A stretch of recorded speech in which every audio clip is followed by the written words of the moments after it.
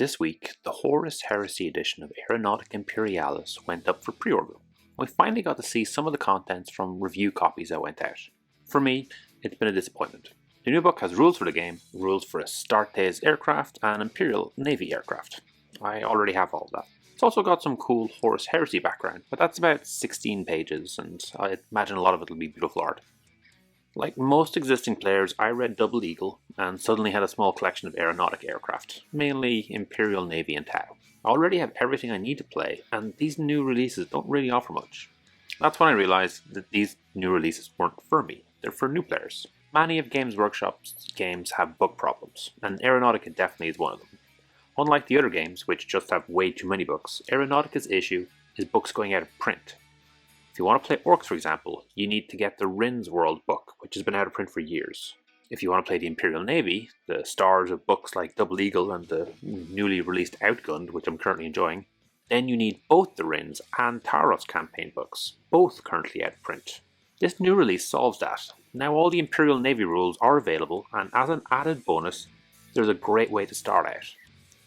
Picking up the new rulebook, the new map, and a box of Xiphon Interceptors gives you everything you need to get a two-player game going.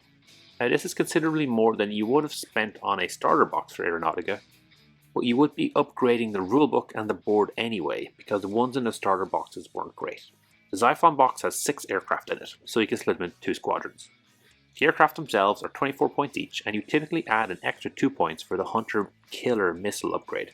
With the new Legio rules, you also have a selection of additional upgrades to add more flavour, easily enough to bring a squadron up to 100 points, which is the perfect size for some quick dogfights. The map pack has 2 good cardboard boards with art on both sides, which can be laid next to each other, giving a good engagement size.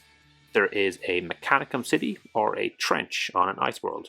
The city side is uniform enough that you could lay extra boards to any side, so with 2 packs you could have a massive engagement. The ice trench side is a little different, as laying them long to long would look a little strange.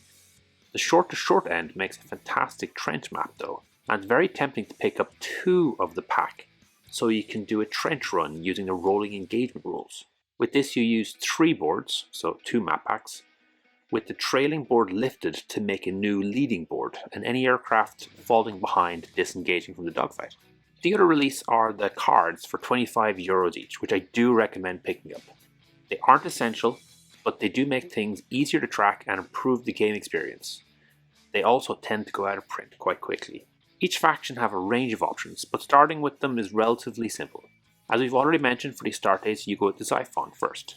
The Imperial Navy equivalent is the classic Thunderbolt. The next recommended buy lets you complete the bombing and transport missions, as the Thunderhawk gunship and the Marauder destroyer can do both. Both boxes are €37. Thunderhawk gunship just has 1 in the box, but is a monster at 44 points before upgrades, and you should always take 4-point Tech Marine upgrade. The Marauder destroyer costs 27 points before upgrades, but it is 2 to the pack. At this stage, you've got a fully fledged Air Force. Aeronautica is a hell of a lot of fun. It's relatively cheap to get into, and you can quickly get all of the options for the force you want. Enough that it's common for people to pick up multiple factions. The models are lovely to assemble and paint, and it all looks great on the board. It really is the perfect game to put together for a fun evening with a friend, exactly the kind of game that we're looking for here. Thanks for watching. If you enjoyed this video, please like and comment.